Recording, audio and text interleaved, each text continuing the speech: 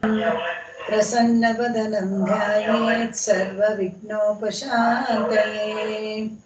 गुरुब्रह्मा गुरुर्विष्णुः गुरुदेवो महेश्वरः गुरुसाक्षात् परब्रह्मा तस्मै श्री गुरवे नमः। तस्मै श्री गुरवे नमः। ओम शांति शांति शांति। श्रीमान् वेङ्कटनाथार्यः कवितार्किककेसरी वेदान्ताचार्यवर्यो मे सन्निधत्तां सदा हृदि। रामानुजदया पात्रं ज्ञानवैराग्यभूषणं श्रीमद्वेङ्कटनाथार्यं वन्दे वेदान्तदेशिकं। लक्ष्मीनाथसमारम्भां नाथयामुनमध्यमाम् अस्मदाचार्यपर्यन्तां वन्दे गुरुपरम्परां। यो नित्यमच्युतपदाम्बुजयुग्मरुक्मा व्यामोहतस्थलितराणि तृणाय मेने अस्मद्गुरोर् भगवतोऽस्य दैकसिन्धोः रामानुजस्य चरणौ शरणं प्रपद्ये। கருவிருத்த குழிநீத்த பின் காமக்கடுங்குழி விழுந்து ஒரு விரத்தம் புக்குழல் உவீர் உயிரின் பொருள்களுக்கு ஒரு விரத்தம் புகுதாமல் குருகையர்கோன் உரைத்த திருவிரத்தோரடி கத்திரி ತಿರುನಾಟಹತ್ತೆ. ಎಲ್ಲರಿಗೂ ನಮಸ್ಕಾರ. 26ನೇ ಹಾಡಿಂದ ಹೇಳ್ಕೋಬೇಕಾಗಿತ್ತು ನಾವು.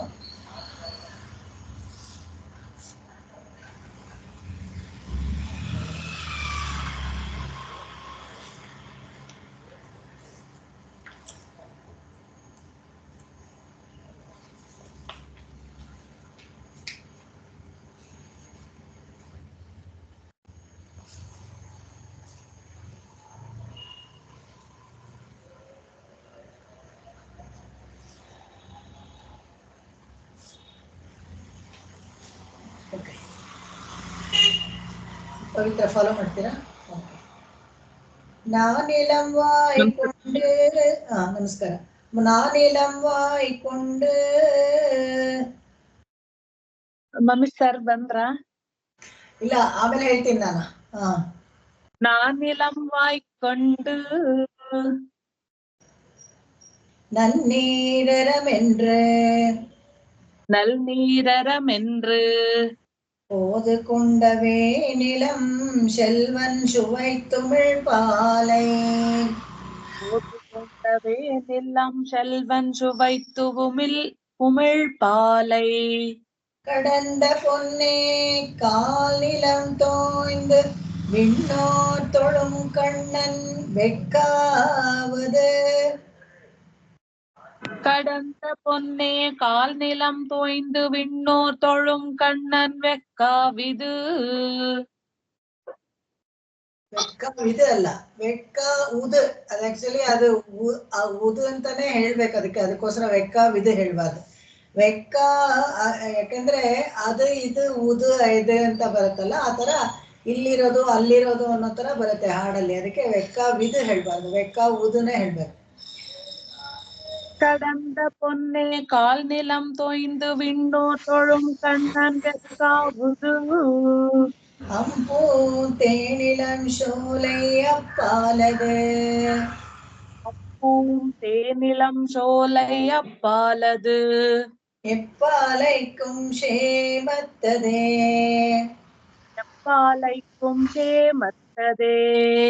நானிலம் வாய்க்கொண்டு நன்னீர் அறமென்று கோது கொண்ட வேணிலம் செல்வம் சுமைத்துழில் பாலை. கடந்த பொன்னே கால் நிலம் தோய்ந்து விண்ணோர் தொழும் கண்ணன் வெக்காவது. அம்பூம் தேளிலன் சோலை அப்பாலது. எப்பாலைக்கும் சேமத்ததே சேமத்ததே. நானிலம் வாய்க்கொண்டு நல் நீரர் மென்று போது கொண்டா வேனிலம் செல்வன் சுவைத்து உமிழ் பாலை கடந்த பொன்னே கால் நிலம் தோய்ந்து விண்ணோர் தொழும் கண்ணன் வெக்காவுது அம்பூம் தேனிலம் சோலை அப்பாலது எப்பாலைக்கும் சேமத்ததே. ಹಿಂದಿನ ಹಾಡಲ್ಲಿ ನಾವು ನಾನಿಲಮ್ಮದನ್ನ ನೋಡಿದ್ವಿ. 4 ತರ ಭೂಮಿಗಳು ಹೇಗಿರತ್ತೆ ಅಂತ, ಕುರುಂಜಿ, ಮುಲ್ಲೈ, ನೈದಲ್ಲ, ಮರುದಲ್ಲ ಅಂತ. ಅದು 5ನೇದು ಈ ಪಾಲೈವನಂ ಅಂದ್ರೆ ಮರುಭೂಮಿ. ಆ ಪಾಲೈವನಂನ ಹೇಳ್ತಾರೆ. ಈ ಪಾಲೈವನಂ ಹೇಗಾಯ್ತು, ಈ ಪಾಲೈವನಂ ಹೇಗಾಗಿತ್ತು ಅನ್ನೋದನ್ನ ವರ್ಣಿಸ್ತಾರೆ. ನಾನಿಲಂವಾಯ್ಕೊಂಡೆ ನಲ್ ನೀರರ ಮೆಂಡ್ರೆ, ಒಂದಷ್ಟು ಭೂಮಿನ ತಗೊಂಡ್ಬಿಡ್ತಾನಂತೆ ಇದು ಸೂರ್ಯ. ಯಾರು ತಗೊಳ್ಳೋದು ಅಂದ್ರೆ ವೇನಿಲ್ ಅಂತ ಒಂದು ಪದ ಇದೆ ನೋಡಿ ಇಲ್ಲಿ. ವೇನಿಲ್ ಅಂದ್ರೆ ಸೂರ್ಯ. ವೇನಿಲ್ ನಾನಿಲಂವಾಯ್ಕೊಂಡೆ, ಅವನೆಲ್ಲ ಒಂದಷ್ಟು ಭೂಮಿನ ತಗೊಂಡ್ಬಿಟ್ಟೆ ನಲ್ ನೀರರ ಮೆಂಡ್ರು, ಚೆನ್ನಾಗಿ ಅಗಿತಾನಂತೆ. ಹೇಗೆ ಅಗಿತಾನಂದ್ರೆ ಅದ್ರಲ್ಲಿ ಒಂದು ಚೂರು ರಸ ಇರಬಾರ್ದು, ಅಂದ್ರೆ ನೀರಿನ ಅಂಶ ಇರಬಾರ್ದು. ನಾವು ಹೇಗೆ ಒಂದು ಕಬ್ಬನ್ನ ಕಡಿದ್ಬಿಟ್ಟು ಚೆನ್ನಾಗಿ ಜಗಿತೀವೋ, ರಸ ಎಲ್ಲ ಹೀರ್ಕೊಂಡು ಪಿಪ್ಪಿ ಮಾಡ್ಬಿಡ್ತೀವೋ, ಆ ತರ ಅವನೊಂದಷ್ಟು ಭೂಮಿನ ತಗೊಂಡು ಸೂರ್ಯ ಚೆನ್ನಾಗಿ ಮೆಲ್ತಾನಂತೆ. ಮೆಲ್ತ್ಬಿಟ್ಟು ನೀರಿನ ಅಂಶ ಎಲ್ಲ ತಗೊಂಡು ಮೆಂಡ್ರೆ ನಲ್ ನೀರರ, ಒಳ್ಳೆ ನೀರು ಯಾವ್ದು ಇರಬಾರ್ದು ಅದ್ರಲ್ಲಿ ಸಿಗದೆ ಅಂತರ್ಜಲ ಎಲ್ಲ ಬತ್ತೋಗೋ ತರ ತಿಂದ್ಬಿಡ್ತಾನಂತೆ. ಕೋದುಕೊಂಡ ವೇನಿಲ್ ಅಂಶೆಲ್ವಂ ಶುವೈತು ಪಾಲೆ, ಅವನು ಆ ತರ ಜಗದು ತಿಂದು ಮಿಕ್ಕಿದೆಯಲ್ಲ ಅದನ್ನ ಉಗಿತಾನಲ್ಲ, ಅದೇನೆ ಮರುಭೂಮಿ ಅಂತ. ಅಂದ್ರೆ ನೀರಿನ ಅಂಶ ಏನೂನೇ ಇರೋದಿಲ್ಲ, ಬರೀ ಇದು ಅಂತ. ಹಾಗೆ ನಾವು ನೀರೊಡಲು ಅಂತಾನೆ ನೋಡಿದ್ವಿ. ಯಾವುದು ಓಯಸಿಸ್. ಹಾಗಾದ್ರೆ ನೀರ್ ಹೇಗ್ ಬರುತ್ತೆ ಅಂತ ಹೇಳಿದ್ರೆ, ಅಂತರ್ಗತವಾದ ಕೆಲವು ನದಿಗಳು ಎಲ್ಲೋ ಒಂದ್ ಕಡೆ ಎಲ್ಲ ಬಂದು ಸೇರತ್ತಂತೆ ಕೆಳಗೆ ಭೂಮಿ ಅಡಿನಲ್ಲಿ. ಅದು ಸೇರಿದಾಗ ಒಂದು ಬುಗ್ಗೆಯಾಗಿ ಅಲ್ಲಿ ಓಯಸಿಸ್ ಆಗತ್ತೆ. ಒಂದು ಮರುಭೂಮಿನಲ್ಲಿ, ಎಷ್ಟೋ ವಿಸ್ತಾರವಾದ ಮರುಭೂಮಿನಲ್ಲಿ ಎಲ್ಲೋ ಮಧ್ಯದಲ್ಲಿ ಒಂದ್ ಕಡೆ ಮಾತ್ರ ಒಂಚೂರು ನೀರಿನ ಅಂಶ ಇರುತ್ತೆ. ಆ ತರ ಇದು ಮಾಡ್ತಾನಂತೆ. ಇದು ಪಾಲೈವನಂನ ಹೀಗೆ ಮಾಡ್ತಾನೆ. ಸೂರ್ಯ ಹೀಗೆ ತಗೊಂಡು ಜಗದು ಇದು ಮಾಡ್ತಾನೆ, ಅದು ಮರುಭೂಮಿ ಆಗತ್ತೆ ಅಂತ. ಈ ನಾನಿಲಮ್ಮಲ್ಲಿ ಯಾವ್ದಾದ್ರು ಒಂದಿದ್ರು ಪರವಾಗಿಲ್ಲ, ಅಲ್ಲಿ ನಾವು ಹೇಗಾದ್ರೂ ಬದುಕೊಂಡ್ಬಿಡ್ಬೋದು. ಆದ್ರೆ ಈ ಮರುಭೂಮಿನಲ್ಲಿ ಇದ್ರೆ ಹೇಗ್ ಬದುಕೋದು ಅಂದ್ರೆ, ಆಹಾರ ಬೆಳೆಯೋಕ್ಕೂ ನೀರ್ ಬೇಕು, ನಮಗ್ ಕುಡಿಯೋಕ್ಕೂ ನೀರ್ ಬೇಕು, ಮತ್ತೆ ದೈನಂದಿಕ ಆನಿಗಳಿಗೂ ನಮ್ಗೆ ನೀರ್ ಬೇಕು. ಈ ಒಂದು ಭಾಗವನ್ನು ಮಾತ್ರ ಆಯ್ಕೊಂಡು ಚೆನ್ನಾಗಿ ಜಗಿದು ಅದನ್ನ ಸೂರ್ಯನಿಗೆ ಸಂಬೋಧನೆ ವೇನಿಲ್ ಅಂತ ಮಾಡಿದಾರೆಲ್ಲ, ಚೆನ್ನಾಗಿ ಅಗದು ಬಿಟ್ಟು ಜಲಾಂಶವನ್ನೆಲ್ಲ ಹೀರ್ಕೊಂಡು ಉಗುಳ್ತಾನಲ್ಲ, ಅದೇನೆ ಈ ಮರುಭೂಮಿ ಅಂತ. ಈ ಭಗವದ್ ವಿಷಯಕ್ಕೆ ಈ ಪಾಲೆ ಏನ್ ಸಂಬಂಧ ಅಂತ ಹೇಳಿದ್ರೆ, ಈ ಸಂಸಾರನೇ ಒಂದು ಮರುಭೂಮಿ ಅಂತ. ಸಂಸಾರನ ಮರುಭೂಮಿಗೆ ಹೋಲಿಸ್ತಾರೆ, ಸಂಸಾರನ ಕಾಂತಾರಕ್ಕೆ ಹೋಲಿಸ್ತಾರೆ. ಕಾಂತಾರ ಅಂದ್ರೆ ಕಾಡು, ದಟ್ಟವಾದ ಕಾಡು. ಸಂಸಾರನ ಆರ್ಣವ ಅಂತ ಹೋಲಿಸ್ತಾರೆ. ಆರ್ಣವ ಅಂದ್ರೆ ಸಮುದ್ರಕ್ಕೆ ಹೋಲಿಸ್ತಾರೆ, ಭವಸಾಗರ ಅಂತಾರೆ. ಸಂಸಾರನವ ಘರ್ಮ ಅಂತ ಹೇಳ್ತಾರೆ. ಘರ್ಮ ಅಂದ್ರೆ ಬೇಸಿಗೆ, ಬಿಸಿಲು ತಡೆಯೋಕ್ಕಾಗಲ್ಲ, ತಾಪ ಅಂತ. ಎಷ್ಟೆಲ್ಲ ಹೇಳಿದ್ರು ಮತ್ತೆ ಸಂಸಾರದಲ್ಲೇ ನಾವು ರುಚಿ ತೋರಿಸ್ತಾ ಇರ್ತೀವಿ, ಸಂಸಾರಕ್ಕೆ ಬರ್ತಾರೆ. ಇಲ್ಲಿ ಅದನ್ನ ಹೇಳ್ತಾರೆ. ಹಾಗೆ ನೋಡಿದ್ರೆ ಉಣ್ಣುಂ ಶೋರುಂ ಪರುಹುನಿ ತಿನ್ನುಂ ವೆತ್ತಿಲ ಎಲ್ಲ ಕಣ್ಣನ್ ಅಂತ ಹೇಳ್ಬೇಕಾದಾಗ ನೀರಿನ ಅಂಶವನ್ನ ಭಗವಂತ ಅಂತಾನೆ ಹೇಳ್ತಾನೆ.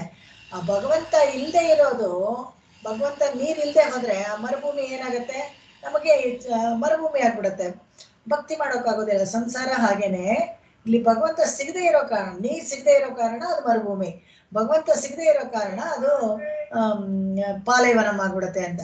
ಕಡಂಡ ಪೊನ್ನೆ ಅಂತ ಹೇಳಿದಾಗ 3/4 ಭಾಗ ದಾಟಿ ಆಯ್ತು. ಅಂದ್ರೆ ನಾಯಕಿನ ಕರ್ಕೊಂಡು ಹೋಗ್ತಾ ಇದ್ದಾರೆ, ಅವಳಿಗೆ ಬೇಸರ ಆಗ್ಬಿಡುತ್ತೆ. ಎಲ್ಲಿ ನಾಯಕ ಸಿಗ್ತಾನೂ ಇಲ್ಲ.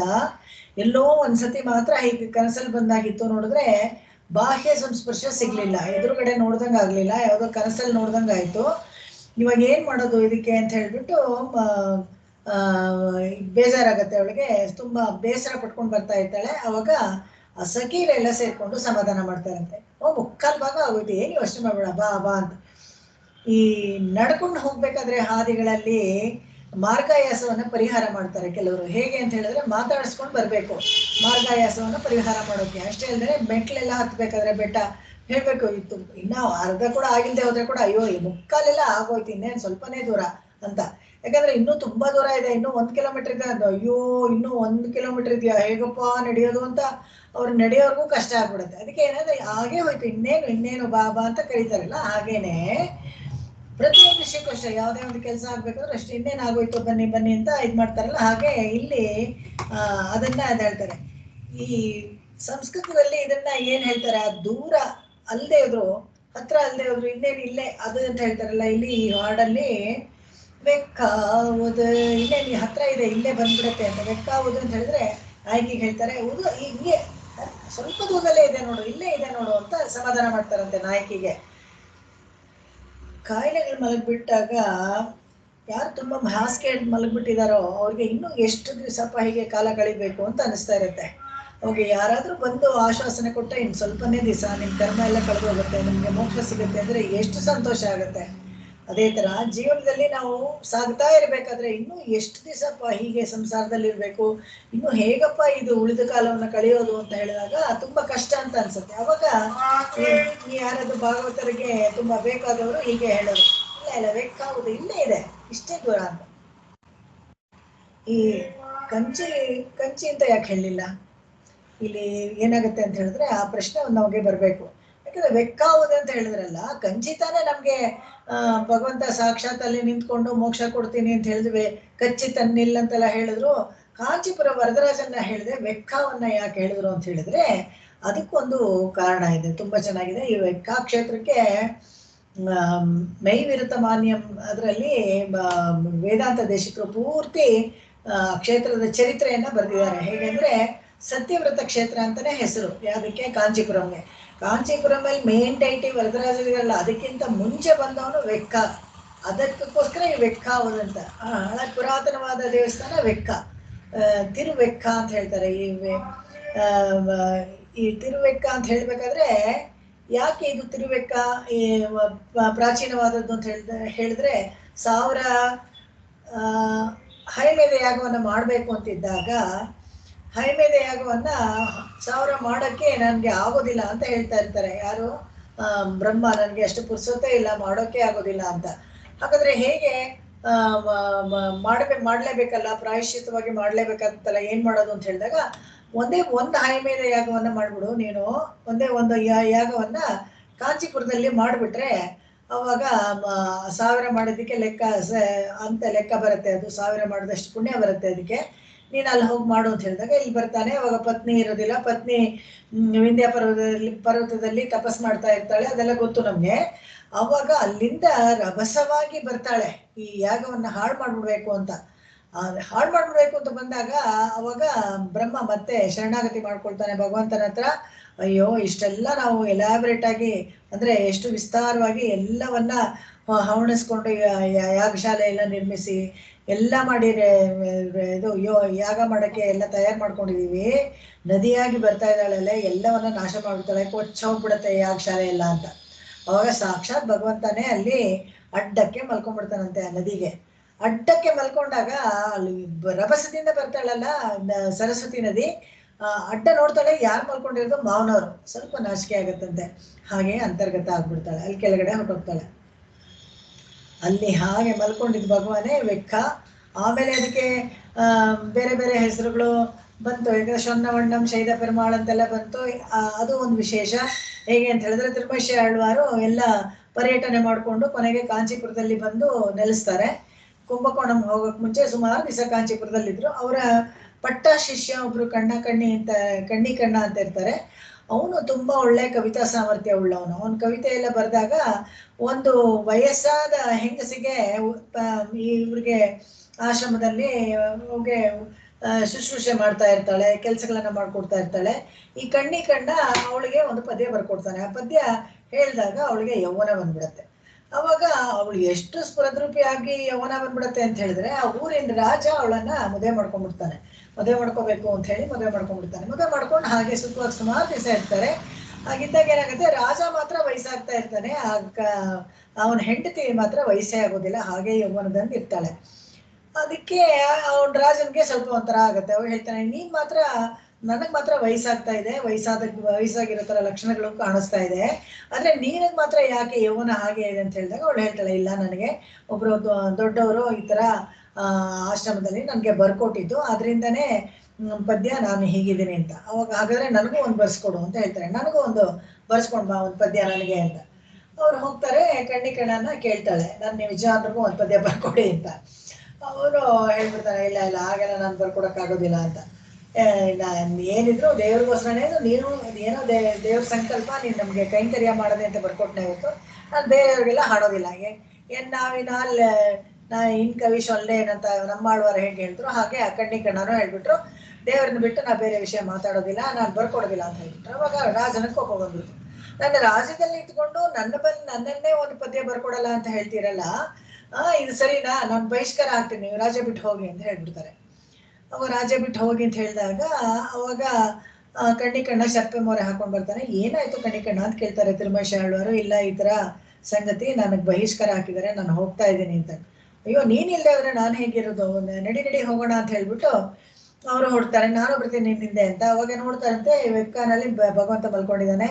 ಅಪ್ಪ ನೀನೇನ್ ಮಾಡ್ತೀಯ, ನಾನು ಹೋಗ್ತಾ ಇದ್ದೀನಿ, ನೀನು ಬರ್ಬೇಕು ಅಂತಿದ್ರೆ ನೀನು ಇದು ಪಾಂಬಣೆ ಅಂತ ಹೇಳಿದ್ರೆ ಹಾವಿನ ಹಾಸಿಗೆ ಸುರುಟ್ಕೊಂಡ್ ಬಾ ಅಂತ ಹೇಳ್ತಾರೆ. ಒಂದು ಚಿತ್ರ ಎಷ್ಟು ಚೆನ್ನಾಗಿ ಮಾಡಿದ್ದಾರೆ ಅಂದ್ರೆ, ಆದಿಶೇಷನ್ನ ಒಂದು ಚಾಪೆ ತರ ಸುತ್ಕೊಂಡು ಕಂಕ್ಳಲ್ಲಿ ಇಟ್ಕೊಂಡು ಭಗವಂತ ಕಣ್ಣಿಕಣ್ಣ ಮುಂದೆ, ಅದ್ರ ಹಿಂದೆ ತಿರುಮೇಶಿ ಆಳ್ವಾರ್, ಅದ್ರ ಹಿಂದೆ ಭಗವಂತ ಈ ಆದಿಶೇಷನ ಚಾಪೆ ತರ ಕಂಕ್ಳಲ್ಲಿ ಇಟ್ಕೊಂಡು ಹಿಂದೆ ಹೋಗ್ತಾ ಇದ್ದಾರೆ. ಎಲ್ಲೇ ಹೋಗ್ತಾರೆ ಅಂತ ಹೇಳಿದ್ರೆ, ಒಂದು ಪಕ್ಕದಲ್ಲೇ ಊರು, ಕಾಂಚೀಪುರ ಬಿಟ್ಟು ಪಕ್ಕದಲ್ಲೇ ಒಂದು ಗ್ರಾಮ, ಊರ್ ತಾನೇ ಪ್ರವೇಶ ಮಾಡಬಾರ್ದು, ಊರು ಹತ್ರದಲ್ಲೇ ಒಂದು ಗ್ರಾಮ, ಅದು ಅಲ್ಲಿ ಹೋಗಿರ್ತಾರೆ ಒಂದು ರಾತ್ರಿ. ಅಲ್ಲಿ ಇದ್ದಾಗ ಏನಾಗತ್ತೆ, ಇಲ್ಲಿ ಇಡೀ ಬೆಳಗ್ಗಿನ ಜಾವ ಸೂರ್ಯೋದಯ ಆಗತ್ತೆ. ನೋಡಿದ್ರೆ ಯಾವ ದೇವಸ್ಥಾನದಲ್ಲೂ ಮೂಲ ವಿಗ್ರಹನೇ ಇರೋದಿಲ್ವಂತೆ. ಏನಾಯ್ತು ಅಂತ ಹೆದರಿಕೆ ಆಗ್ಬಿಡುತ್ತೆ ಎಲ್ಲಾರ್ಗು. ಅಲ್ಲೆಲ್ಲ ಹಿಂದಿನ ಕಾಲದಲ್ಲೆಲ್ಲ ಒಂದು ಪದ್ಧತಿ ಏನಪ್ಪಾ ಅಂದ್ರೆ, ಬೆಳಗಿನ ಜಾವ ಎದ್ದು ಆನಿಕೆಗಳನ್ನೆಲ್ಲ ಮಾಡ್ಕೊಂಡು ಒಂದ್ ದಿವಸ ಒಂದ್ ರೌಂಡ್ ಹೋಗಿ ಪ್ರಾಕಾರ ಸುತ್ತಬಿಟ್ಟು ದೇವಸ್ಥಾನದಲ್ಲಿ ನಮಸ್ಕಾರ ಮಾಡ್ಕೊಂಡು ಬರೋರು ಎಲ್ಲರೂ. ಮನೆಯಲ್ಲಿ ಆನಿಕೆ ಮಾಡೋರು ಮಾಡದೇ ಇರೋರು ಇದ್ರೆ ಪಂಚಮವರ್ಣದವರು ಬಾಕಿಯವರೆಲ್ಲ ಏನ್ ಮಾಡಿದ್ರು, ಮುಖ ತೊಳ್ಕೊಂಡು ಸೂರ್ಯನ ಒಂದು ನಮಸ್ಕಾರ ಹಾಕ್ಬಿಟ್ಟು ಹತ್ರದಲ್ಲಿರೋ ದೇವಸ್ಥಾನಕ್ಕೆ ಹೋಗಿ ಒಂದು ನಮಸ್ಕಾರ ಹಾಕ್ಬಿಟ್ಟು ಬರೋದು. ನಮಸ್ಕಾರ ಹಾಕಕ್ಕೆ ಅಂತ ಎಲ್ಲರೂ ದೇವಸ್ಥಾನಗಳಿಗೆ ಬಂದ್ರೆ ಯಾವ ದೇವಸ್ಥಾನದಲ್ಲೂ ಮೂಲ ವಿಗ್ರಹನೇ ಇಲ್ವಂತೆ. ಅವಾಗ ಎಲ್ಲ ಅಲ್ಲೋಲ ಆಗ್ಬಿಡುತ್ತೆ ಮಂತ್ರಿಗಳಿಗೆಲ್ಲ. ಆಮೇಲೆ ಗಾಬರಿ ಆಗ್ಬಿಟ್ಟು ಮಂತ್ರಿಗಳನ್ನ ಕರೆಸಿ ಕೇಳ್ತಾನಂತೆ, ಯಾರು ತಿರುಮೇಶ ಆಳ್ವಾರು, ಅಯ್ಯೋ ಆ ರಾಜ ಕೇಳ್ತಾನಂತೆ. ಅವಾಗ ಹೇಳ್ತಾರೆ, ಇಲ್ಲ ನೀವು ಈ ತರ ಅಪಚಾರ ಪಟ್ಬಿಟ್ರಿ, ಅವರು ಭಾಗವತ ಅಪಚಾರ ಮಾಡಿದೀರಾ, ಅದಕ್ಕೆ ಆತರ ಅಂತ. ಅಯ್ಯೋ ಮುಂಚೆ ಹೋಗಿ ಕರ್ಕೊಂಬನ್ನಿಪ್ಪ ಅವ್ರನ್ನ ಅಂತ ಹೇಳ್ಬಿಟ್ಟು ಹೋಗಿ ಹುಡ್ಕೊಂಡ್ ಬರ್ತಾನೆ. ಅವನೇ ಬರ್ತಾನೆ. ಬಂದ್ಬಿಟ್ಟು ಆ ಹಳ್ಳಿನಲ್ಲಿ ಒಂದು ಗುಡಿಸಲಲ್ಲಿ ಇರ್ತಾರೆ. ನೀವು ಖಂಡಿತ ನಮ್ಮ ಊರಿಗೆ ವಾಪಸ್ ಬರ್ಬೇಕು, ಕ್ಷಮಿಸ್ಬೇಕು, ನೀವು ಪದ್ಯ ಬರೀದೇ ಇದ್ರು ಪರವಾಗಿಲ್ಲ ಅಂತ ಹೇಳ್ಬಿಟ್ಟು ಕರೀತಾನೆ. ಅವಾಗ ಸರಿ ನಾನು ಹೋಗೋಣ ಅಂತ ಕೇಳ್ತಾನೆ ಕಣ್ಣಿಕಣ್ಣ. ಆಯ್ತು ನಡಿ ಹೋಗೋಣ ಅಂತ ಹೇಳ್ತಾರೆ. ಕ್ಷಮೆ ಅಂತ ಕಾಲಕ್ಕೆ ಬಿದ್ದು ಕೇಳ್ಕೊಂಡ್ಮೇಲೆ ಕ್ಷಮಿಸ್ಬೇಕಲ್ವಾ, ಸರಿ ಇಂತ ನಡಿ ಪರವಾಗಿಲ್ಲ ಹೋಗೋಣ ಅಂತ ಹೇಳ್ತಾರೆ. ಸರಿ ನಡಿ. ಅವಾಗ ಇವ್ರು ಭಗವಂತನಿಗೆ ಹೇಳ್ತಾರೆ, ನೋಡಪ್ಪ ನಾನು ವಾಪಸ್ ಹೋಗ್ತಾ ಇದ್ದೇನೆ, ನೀನು ಬಾ ಅಂತ. ಸರಿ ಇವರಿಬ್ರು ಹೊರಟ್ರು. ವಾಪಸ್ ಕಾಂಚೀಪುರ ಬಂದು ಅವನು ಅವಸರವಾಗಿ ಬಂದ್ಬಿಟ್ಟು ವಿರುದ್ಧ ದಿಕ್ಕಲ್ಲಿ ಮಲ್ಕೊಂಡ್ಬಿಡ್ತಾನೆ. ಬಲಗಡೆ ಇದ್ದವನು ಎಡಗಡೆ ತಲೆ ಮಾಡ್ಕೊಂಡು ಮಲ್ಕೊಂಡ್ಬಿಡ್ತಾನೆ. ಇದಕ್ಕೆ ಇವನ ಹೆಸರು ಏನಪ್ಪಾ ಅಂದ್ರೆ ಯಥ ಉಕ್ತಕಾರಿ ಸನ್ನಿಧಿ ಅಂತ. ಯಥ ಉಕ್ತಕಾರಿ ಅಂದ್ರೆ ಹೇಗೆ ಹೇಳಿದ್ರೆ ಹಾಗೆ ನಡ್ಕೊಳ್ತಾನಂತೆ, ಅಷ್ಟು ಸೌಲಭ್ಯ ಭಗವಂತ. ಆ ಸೌಲಭ್ಯ ಸೂಚಕವಾಗಿ ಆ ಹೆಸರು ಶೊನ್ನವಣ್ಣ ಶೈದ ಪೆರುಮಾಳ್. ಯಾರು ಸೊಲ್ಲಿದ್ಯಾರೋ ಈ ತಿರುಮೇಶ ಆಳ್ವಾರ್ ಹೇಳಿದ್ರು, ಆ ಪಾಯಿಂಟ್ಗೆ ನೀನು ಬೇಕಾದ್ರೆ ಬಾ ಅಂತ ಹೇಳಿದ ತಕ್ಷಣ ಒಂದು ಪಾಯ್ ಪಡಿಕೆ ಸುರುಟಿಂಡು ಬಾ ಅಂತ ಹೇಳಿದ್ರಂತೆ. ಅವನ ಹಾವಿನ ಹಾಸಿಗೆಯನ್ನ ಸುರುಟ್ಕೊಂಡು ಬರ್ತಾನೆ. ಹಾಗೆ ಬಂದಾಗ ಬೇರೆ ವಿರುದ್ಧ ದಿಕ್ಕಲ್ಲಿ ಮಲ್ಕೊಂಡಿರ್ತಾನೆ. ಅದಕ್ಕೆ ಈ ತರ ಎಲ್ಲೂ ನೀವು ನೋಡೋದಿಲ್ಲ. ವೀತಿರಂದ ಕೋಲ ಮಲ್ಕೊಂಡಿರೋ ಕೋಲದಲ್ಲಿ ಆ ಕಡೆ ಎಡಗಡೆ ಇದಿದೆ, ತಲೆ ಇಟ್ಕೊಂಡು ಮಲ್ಕೊಂಡಿದ್ದಾನೆ. ಆ ಥರ ಬಂದು ಮಲ್ಕೊಂಡಿದ್ದು ಈ ತಿರುವೆಕ್ಕ ಕ್ಷೇತ್ರ. ಆ ಥರ ಒಂದು ತುಂಬಾ ಫೇಮಸ್ ಅಂದ್ರೆ ಇದು ಪ್ರಸಿದ್ಧವಾದ ಕ್ಷೇತ್ರ.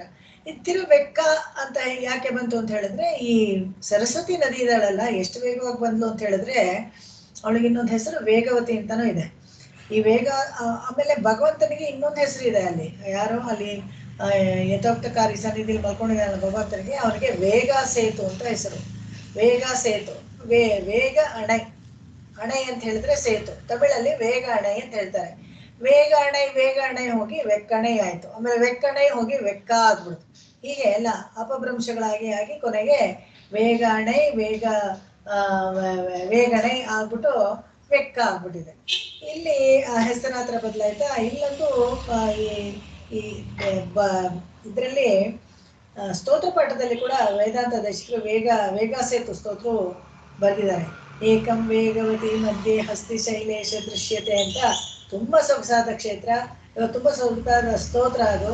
ಅದರಲ್ಲಿ ಪೂರ್ತಿ ಸತ್ಯವೃತ್ತ ಕ್ಷೇತ್ರದ ಚರಿತ್ರೆ ಎಲ್ಲ ಹೇಳ್ತಾರೆ ವೇಗಾಸೇತು ಸ್ತೋತ್ರದಲ್ಲಿ ವೇದಾಂತ ದೇಶಿಕರು. ಹಾಗೆ ಇದು ವೆಕ್ಕ ಅನ್ನೋದು ಆ ಹೆಸರಿಗೆ ಆ ಹೆಸರು ಹೇಗೆ ಬಂತು ಅನ್ನೋದು ಇದರಲ್ಲಿ ಬರುತ್ತೆ. ಆ ವೆಕ್ಕ ಕ್ಷೇತ್ರನ ಹೇಳ್ತಾರೆ. ಇವಾಗ ನೋಡ್ಕೊಳ್ಳಿ, ಈ ಕಾಂಚೀಪುರದಲ್ಲಿ ಆ ವೆಕ್ಕ ಯಾವುದು ಯಾಗಶಾಲೆ ಮಾಡಿದ ಜಾಗ. ಯಾಗ ಕೆಟ್ಟೋಗುತ್ತೆ ಅಂತ ನದಿನ ತೆಗೆದು ಅಲ್ಲಿ ಆಮೇಲೆ ಮತ್ತೆ ಸರಸ್ವತಿಗೆ ಹೇಳ್ತಾರೆ, ಏನಮ್ಮ ಹೀಗೆಲ್ಲ ನೀನು ಕೋಪಿಸ್ಕೊಳ್ಬೋದಾ, ನಿನ್ ಧರ್ಮಪತ್ನಿಯಾಗಿ ನೀನ್ ಹಿಂಗ್ ಮಾಡಬಾರ್ದು ಅಂತ ಮಾವನವ್ರು ಹೇಳಿದ್ಮೇಲೆ ಅವಳು ಬಂದು ಯಾಗಕ್ಕೆ ಸೇರ್ಕೊಳ್ತಾಳೆ. ಯಾಗ ಪೂರ್ಣ ಆಗತ್ತೆ ಅಂತ ಒಂದು ಇದು ವರಲಾರ ಚರಿತ್ರೆ. ಅದೊಂದ್ ಕಡೆ ಇರ್ಲಿ.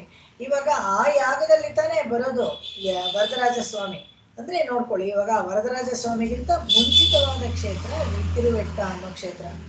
ಹೀಗೆ ಇಲ್ಲಿ ಸಮಾಧಾನ ಮಾಡ್ಕೊಂಡು ಬರ್ತಾರೆ ನಾಯಕಿಗೆ. ಮಾಡ್ಕೊಂಡು ಬಂದಾಗ ಹೇಳ್ತಾರೆ, ನೀನು ಬೇಜಾರು ಮಾಡ್ಕೊಬೇಡ, ಸ್ವಲ್ಪನೇ ದೂರ ಇದೆ ನೋಡು ವೆಕ್ಕ. ಹೌದ, ಇಲ್ಲೇ ಇದೆ ವೆಕ್ಕ ಅಂತ. ಅಂದ್ರೆ ಎಷ್ಟು ಎಂಥ ಕ್ಷೇತ್ರ ಅದು ಅಂತ ಹೇಳಿದ್ರೆ, ಕಾಲ್ನೀಲಂ ಕಡಂದ ಪೊನ್ನೆ ಕಡಂದ ಪೊನ್ನೆ ಸುಮಾರು ನಡೆದು ಬಿಟ್ಟಿದೆಯಮ್ಮ. ಪೊನ್ನೆ ಅನ್ನೋದು ಮುದ್ದಾಗಿ ಕೇಳೋದು, ಅಡ್ರೆಸ್ ಮಾಡೋದು ನಾಯಕಿಗೆ. கால்நிலம் தோய்ந்து விண்ணோர் தொழும் ಕಣ್ಣನ್ ವೆಕ್ಕಾವದೆ. ತುಂಬಾ ಚೆನ್ನಾಗಿದೆ. ಒಂದು ವಿಷಯ ನಾವು ತಿಳ್ಕೋಬೇಕು ಇಲ್ಲಿ. ಏನಪ್ಪಾ ಅಂತ ಹೇಳಿದ್ರೆ, ಇಲ್ಲಿ ಕಾಲ್ನಿಲಂ ತೋಯ್ದು ವಿಣ್ಣೋರ್ ಅಂತ ಹೇಳಿದ್ರೆ ಊರ್ಧ್ವ ಲೋಕದಲ್ಲಿ ಇರುವಂತ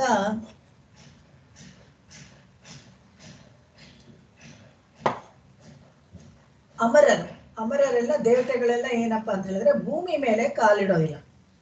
ಅವ್ರಿಗೆ ಅದೇನೋ ಒಂದಿದು ಭೂಮಿ ಮೇಲೆ ಕಾಲಿಡೋದಿಲ್ಲ.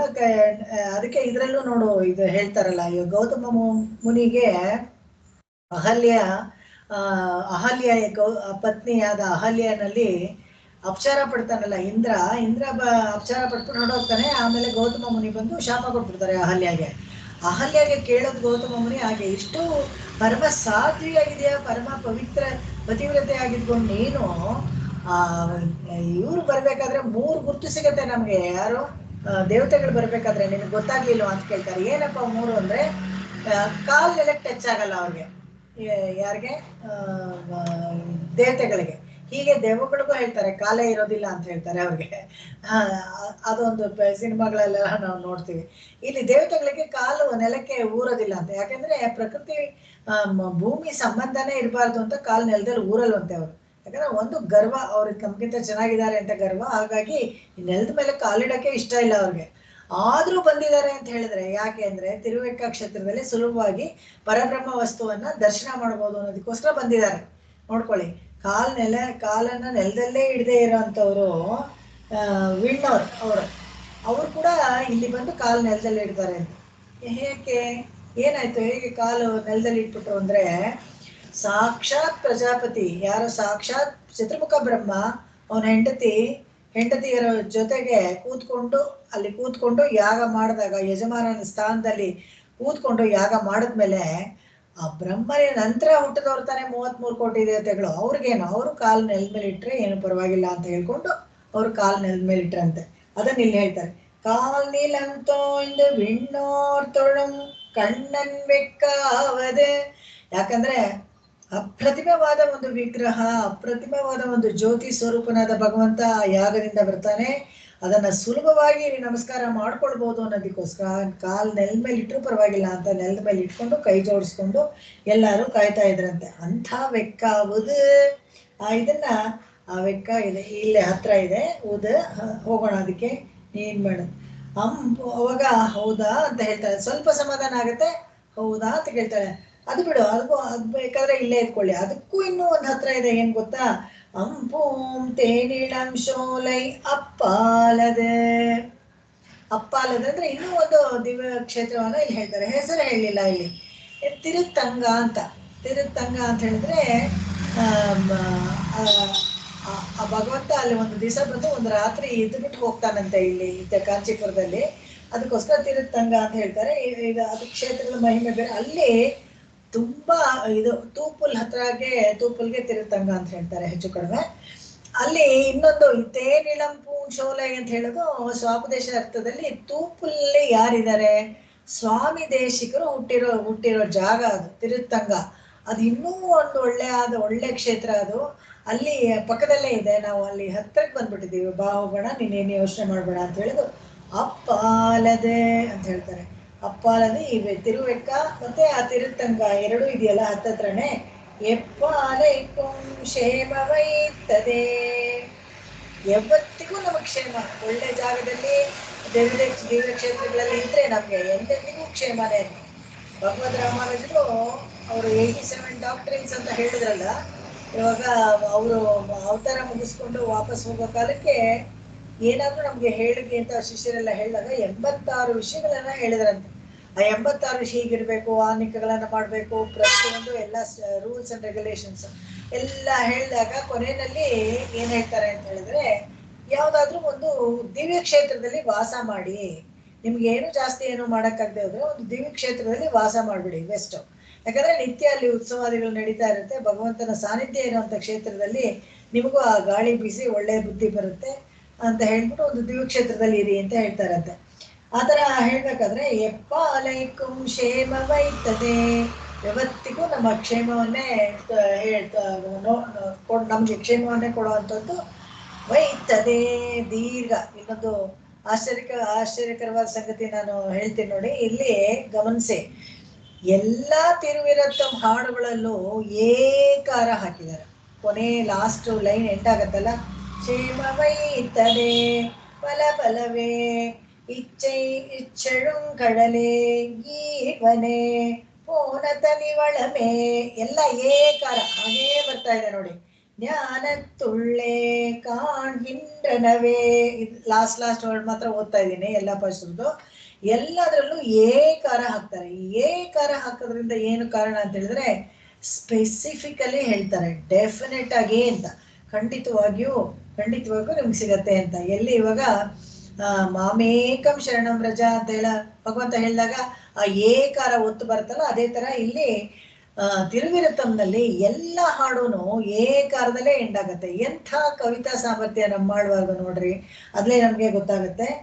ಇಲ್ಲಿ ಎಪ್ಪಾಲೈಕುಂ ಕ್ಷೇಮತ್ತದೆ, ಇಲ್ಲೂ ಕ್ಷೇಮ ಅಂತ ಪದ ಉಪಯೋಗಿಸಿದ್ದಾರೆ. ಮುಂದಿನ ಹಾಡಲ್ಲೂ ಕೂಡ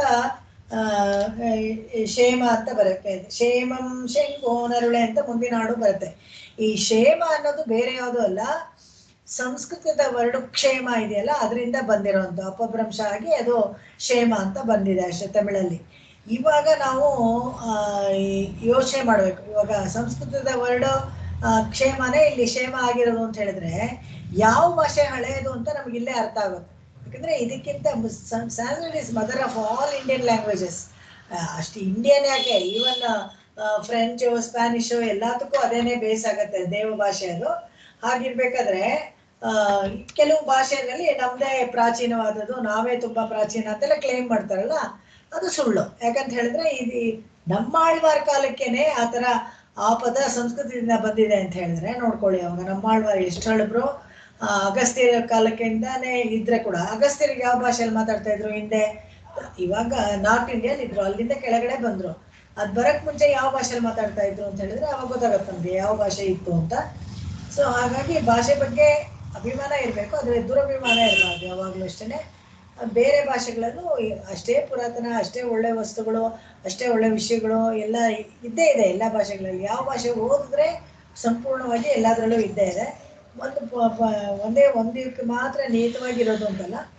ತಮಿಳಲ್ಲಿ ಒಂದೇ ಒಂದು ಪ್ಲಸ್ ಪಾಯಿಂಟ್ ಏನಪ್ಪಾ ಅಂತ ಹೇಳಿದ್ರೆ ಅದಕ್ಕೆ ರಸಿಕರು ಜಾಸ್ತಿ ಅಂತ ಹೇಳಿದ್ರೆ ಪ್ರತಿಯೊಬ್ರು ಮನೆಯಲ್ಲೂ ಪುಸ್ತಕ ಕೊಂಡ್ಕೊಳ್ತಾರೆ, ಓದ್ತಾರೆ. ಓದಿ ಅದನ್ನೇ ಆ ಪದಗಳ ಹೊಸ ಪದಗಳನ್ನ ಇಂಟ್ರಡ್ಯೂಸ್ ಮಾಡಿದ್ರೆ ಆ ಪದಗಳನ್ನೇ ಉಪಯೋಗಿಸ್ತಾರೆ. ಅದರಿಂದ ಆ ಭಾಷೆ ರಿಚ್ ಆಗೋದು. ಯಾವಾಗ್ಲೂ ಅಷ್ಟೇ ಭಾಷೆ ಉಪಯೋಗಿಸ್ತಾನೆ ಆ ಭಾಷೆ ಸಮೃದ್ಧವಾಗೋದು. ಉಪಯೋಗಿಸ್ತಾ ಇದ್ರೆ ಸಮೃದ್ಧ ಆಗೋದೇ ಇಲ್ಲ, ಯಾರಿಗೂ ತಿಳಿಯೋದಿಲ್ಲ. ಯಾಕೆ ಫಾರಿನ್ ಯಾರು ಬಂದ್ರು ಬೆಂಗಳೂರಿನಲ್ಲಿ ಯಾಕೆ ಸರ್ವೈವ್ ಆಗ್ತಾರೆ ಅಂದ್ರೆ ಅವ್ರ ಭಾಷೆಯಲ್ಲೇ ನಾವು ಮಾತಾಡ್ಬಿಡ್ತೀವಿ. ಅದರಿಂದ ಅವ್ರು ಕನ್ನಡ ಕಲಿಯೋದೇ ಇಲ್ಲ, ಕೊನೆಯವರೆಗೂ ಕಲಿಯೋದಿಲ್ಲ.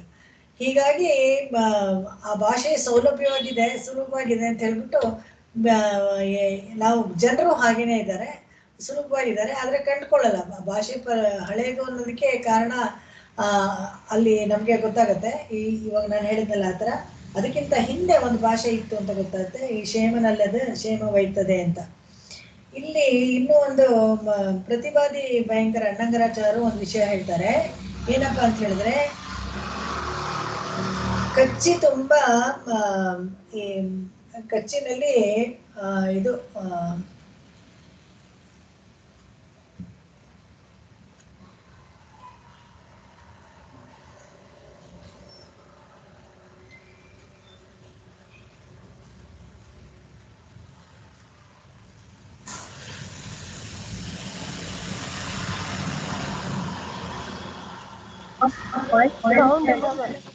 ಮ್ಯೂಟ್ ಆಯ್ತು.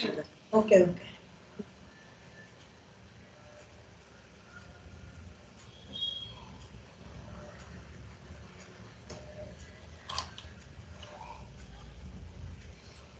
ಓಕೆ, ಕೇಳಿಸುತ್ತಾ ಈಗ?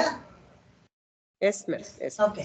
ಈ ತಿರುವೆಕ್ಕ ಅನ್ನೋ ಕ್ಷೇತ್ರ ಇದೆಯಲ್ಲ, ಅದು ಏನಪ್ಪಾ ಅಂದ್ರೆ ಭಗವಂತ ತಾನೇ ಉಹಂದ ಅರುಳಂ ಇಡವಂತ. ಉಹಂದ ಅರುಳಂ ಅಂತ ಹೇಳಿದ್ರೆ ಅವನೇ ಖುಷಿಯಾಗಿ ತಾನೇ ಬಂದು ಅಲ್ಲಿ ಸ್ಥಾಪನೆ ಆಗಿರುತ್ತೆ. ಸ್ವಯಂ ವ್ಯಕ್ತ ಕ್ಷೇತ್ರ ಅಂತಾನೆ ಹೇಳ್ಬೋದು ಹೆಚ್ಚು ಕಡಿಮೆ ಬೇಕಾದ್ರೆ. ಯಾಕಂದ್ರೆ ಯಾರು ಅವನನ್ನ ಇದ್ ಮಾಡ್ಲಿಲ್ಲ, ಪ್ರತಿಷ್ಠೆ ಅಂತ ಮಾಡ್ಲಿಲ್ಲ, ಬಂದು ಮಲ್ಕೊಂಡು ಅಲ್ಲೇ ಒಂದು ವಿಗ್ರಹ ಆಗ್ಬಿಟ್ಟ. ಇದನ್ನ ನಾರದರು ಪರಿಚಯ ಮಾಡಿಸ್ತಾರೆ. ನಮ್ಗೆ ಯಾರು ಈ ದಿವ್ಯ ದೇಶಗಳ ವಿಚಾರಗಳನ್ನೆಲ್ಲ ಹೇಳೋದು, ಇದೆಲ್ಲ ದಿವ್ಯ ದೇಶ ಅಂತ ಹೇಗೆ ಗೊತ್ತಾಗುತ್ತೆ? 108 ದಿವ್ಯ ದೇಶನೇ ಯಾಕಿದೆ ಅಂತ ಹೇಳಿದ್ರೆ, ಇದೆಲ್ಲ ಬ್ರಹ್ಮಾಂಡ ಪುರಾಣದಲ್ಲಿ ಇವೆಲ್ಲ ಡಿಸ್ಕಸ್ ಮಾಡ್ತಾರೆ. ಇದು ದಿವ್ಯ ದೇಶಗಳ ಬಗ್ಗೆ ಎಲ್ಲ, ಪಾತಿವ್ರತ್ಯ, ಕ್ಷೇತ್ರದ ವಿಚಾರಗಳು, ಅದನ್ನೆಲ್ಲ ಬ್ರಹ್ಮಾಂಡ ಪುರಾಣದಲ್ಲಿ ಹೇಳ್ತಾರೆ. ಆ ಬ್ರಹ್ಮಾಂಡ ಪುರಾಣದಲ್ಲಿ ಏನಂದ್ರೆ ಆರ್ಡರ್ ಆಗಿ ಹಿಂಗೆ ಬರಲ್ಲ.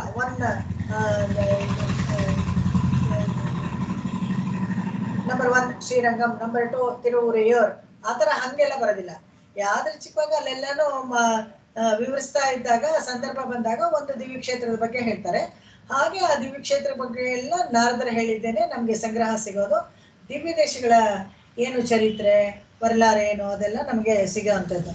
ಈ ಕಾರಣ ಈ ತಿರುವೇಕ ಕ್ಷೇತ್ರ ಇಷ್ಟು ಸಮಾಧಾನ ಪಟ್ಕೋ, ಇನ್ನೇನ್ ತಿರುವೇಕ ಬಂದ್ಬಿಡತ್ತೆ ಅಂತ ಹೇಳಿದಾಗ 2 ವಿಚಾರ ಹೇಳ್ತಾರೆ. ಒಂದು, ದೇವತೆಗಳು ಕೂಡ ಕಾಲನ್ನ ನೆಲದ ಮೇಲೆ ಇಡ್ತಾ ಇರ್ಲಿಲ್ಲ, ಅವ್ರು ಕೂಡ ನೆಲದ ಮೇಲೆ ಕಾಲಿಟ್ಕೊಂಡು ಈ ಕ್ಷೇತ್ರಕ್ಕೆ ಬರ್ತಾರೆ.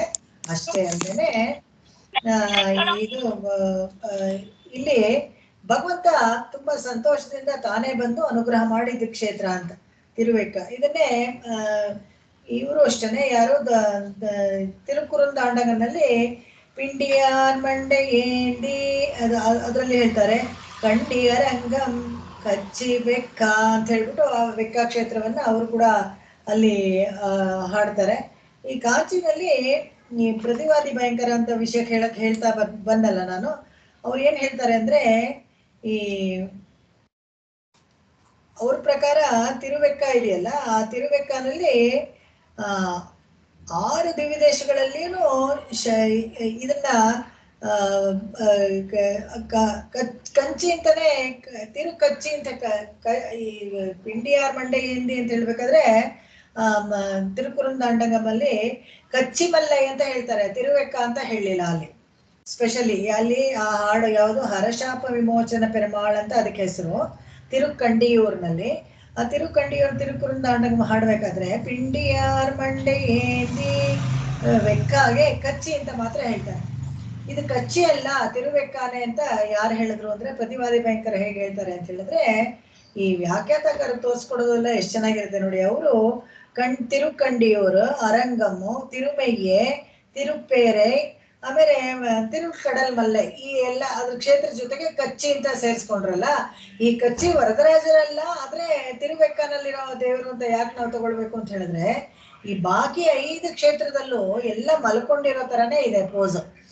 ಶ್ರೀರಂಗದಲ್ಲಿ ನೋಡಿದ್ರು ಮಲ್ಕೊಂಡಿದೆ, ಆಮೇಲೆ ತಿರುಕಂಡಿಯೂರ್ನಲ್ಲಿ ನೋಡಿದ್ರು ಮಲ್ಕೊಂಡಿದೆ, ತಿರುಮಯ್ಯನಲ್ಲಿ ನೋಡಿದ್ರು ಮಲ್ಕೊಂಡಿರೋ ತಿರುಕೋಲಮ್ಮು, ತಿರುಪೇರೆಯಲ್ಲೂ ಮಲ್ಕೊಂಡಿರೋ ತಿರುಕೋಲಂ, ಕಡಲ್ ಮಲ್ಲೆ ಕೇಳೋದೇ ಬೇಡ, ಸ್ಥಳಶಯನ ಪೆರುಮಾಳಲ್ಲಿ, ಹೀಗೆ ಎಲ್ಲ ಮಲ್ಕೊಂಡಿರೋದ್ರಿಂದ ಈ ಕಚ್ಚಿ ಅಂತ ಹೇಳಿದಾಗ ಅದು ತಿರುವೆಕ್ಕನಲ್ಲಿ ಇಲ್ಲೂ ಅಷ್ಟೇ ಶಯನಕೋಲ ಆದ್ರಿಂದ ತಿರುವೆಕ್ಕನೇ ಹೇಳಿದ್ರು, ಆ ಕಾಂಚಿ ವರದರಾಜರನ್ನ ಹೇಳಲಿಲ್ಲ ಅಂತ. ಈ ಕಾಲ್ ನೀಲಂ ತೋಯ್ಬೋದು ಅಂತ ಹೇಳಿದಾಗ ಈ ಹಳೆ ಕಾಲದಲ್ಲಿ ಒಂದು ಸಂಪ್ರದಾಯ ಇತ್ತು. ಹೇಗೆ ಅಂತ ಹೇಳಿದ್ರೆ ಅವರ ದೊಡ್ಡವರು ಏನ್ ಮಾಡ್ತಾರೋ ಹಾಗೆ ಮಾಡ್ಬೇಕು. ದೊಡ್ಡವರೇ ಅಲ್ಲಿ ನೆಲ ಮುಟ್ಟಿ ಕೂತ್ಕೊಂಡು ಯಾಗ ಮಾಡ್ತಾ ಇರ್ಬೇಕಾರೆ ನಾವು ಅದನ್ನ ಕಾಲ್ ನೆಲ ಮುಟ್ಬಿಟ್ರೆ ನಮ್ಮ ಪಾವಿತ್ರ್ಯತೆ ಹೊಟ್ಟೋಗ್ಬಿಡತ್ತೆ ಅಂತ ಅನ್ಕೋಬಾರ್ದು ಅಂತ ಹೇಳಿ ಆತರ ಮಾಡ್ತಾರೆ.